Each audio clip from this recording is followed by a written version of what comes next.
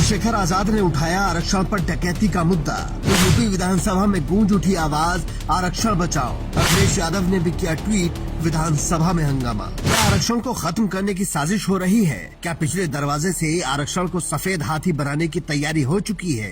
क्योंकि पिछले कुछ सालों से लोग परेशान थे कि सरकारी भर्ती नहीं निकल रही है और जो निकल रही है उनके भी पेपर लीक हो रहे हैं। लेकिन अब एक नए खेल का खुलासा चंद्रशेखर आजाद ने किया है, जिस पर उत्तर प्रदेश की विधानसभा में भी जमकर हंगामा हुआ है। दरअसल आरक्षित वर्ग को नौकरी से दूर रखने के लिए नोट सुटेबल का नया खेल चल रहा है, जिसे अगले 2 मिनट में आसान भाषा में आपको समझाएंगे।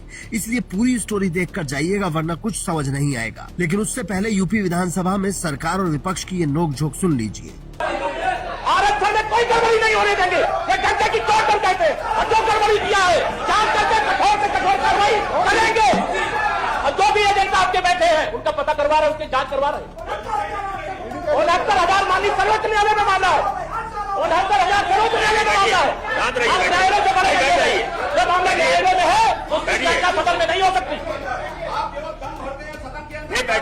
हम नहीं भरता, मैं करता हूँ, करते हैं आप मानवर, करता हूँ, करके दिखाया हूँ। मैं आरक्षण एक अधिकारी के खिलाफ कार्रवाई किया हो। उप मुख्यमंत्री कह रहे हैं कि आरक्षण में गड़बड़ी नहीं होने देंगे, लेकिन आंकड़े कुछ और कह रहे हैं। बिना परीक्षा दिए पिछड़े वर्ग और दलित समाज के लोगों को बाहर का रास्ता दिखा दिया जा रहा है। बाबा साहब ने जो अस्थायी नौकरी का प्रावधान किया था, भारत के संविधान में आउटसोर्सिंग ला करके इतिहास आदरणीय केशव मौर्य जी को कभी माफ नहीं करेगा कि जब पिछड़े और दलितों के अधिकारों पर हमला हो रहा था तो डिप्टी सीएम ऐसे आराम फरमा रहे थे, कभी पिछड़े और दलितों के साथ खड़ा नहीं है। पिछले कुछ वक्त की सरकारी नौकरी देखेंगे तो पाएंगे कि आरक्षित वर्ग को उसके कोटे के बराबर सीटें नहीं दी जा रही हैं और जो मिल रही हैं उन्हें भी नोट सुटेबल करके खाली छोड़ दिया जाता है। कैसे, वो भी देख लीजिए। विपक्ष का आरोप है कि यूपी में 2019 में 69,000 सहायक शिक्षकों की भर्ती निकली थी, जिसमें ओबीसी, एससी और एसटी को 50% सीटें मिलनी चाहिए थी, क्योंकि यूपी में ओबीसी को 27%, एससी को 21% और एसटी को 2% आरक्षण हासिल है। इसके हिसाब से आरक्षित वर्गों को 34,500 पद मिलने चाहिए थे, लेकिन मिले केवल 5,161।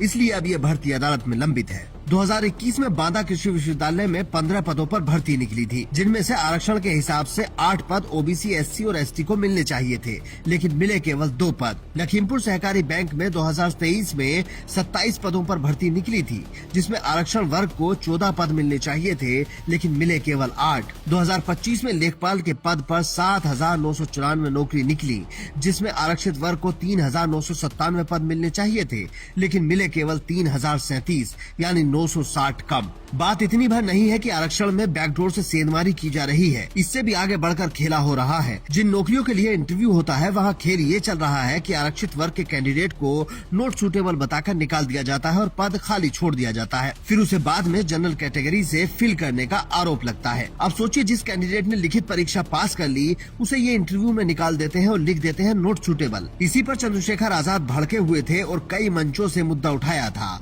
अब यूपी विधानसभा में भी गूंजा और अखिलेश यादव ने भी उठाया। कोई भर्ती ऐसी नहीं है जिसमें घोटाला ना, नौजवानों के भविष्य को लूटने वाली है सरकार। जिस सरकार में अभी लेखपाल भर्ती आई तो पिछड़े वर्ग के लोगों के पद लूटने का काम इस सरकार ने किया, आरक्षण का घोटाला करने का काम किया।